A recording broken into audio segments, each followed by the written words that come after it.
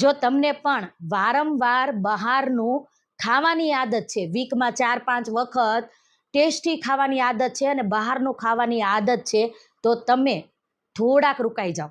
કારણ કે આ જ આદત તમારા શરીરને વીક બનાવી રહ્યું છે. સૌથી પહેલાં થાક, ગેસ, એસિડિટી, કબજિયાત, ડાયાબિટીસ, બીપી સુધી આ જઈ શકે છે. કારણ કે બહારનું જે પણ ભોજન છે એ સારા મૂળથી બનાવેલું નથી હોતું.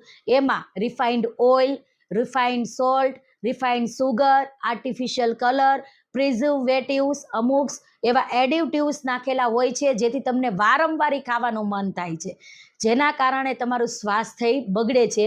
કારણ કે આપણા કરોડો કોષને પોષણની જરૂર છે, જે આ બહારના ખોરાકમાંથી મળતું નથી અને નુકસાન થાય છે આપણા શરીરને. તો ચોક્કસથી તમને જો ઝોમેટોમાંથી કે રાત્રે સ્વિગી ઝોમેટોમાંથી મગાવવાની આદત હોય તો એને સ્ટોપ કરો, એની ફ્રીક્વન્સી ઘટાડો. વીકમાં 1 વખત કરો તો ચાલશે, પણ ધીમે ધીમે ઓછું કરો. સાવ બંધ કરવાને બદલે એની જગ્યાએ તમે રિપ્લેસ કરી શકો તો તમારા ઘરના ફૂડમાં હેલ્ધી ખોરાક લઈને.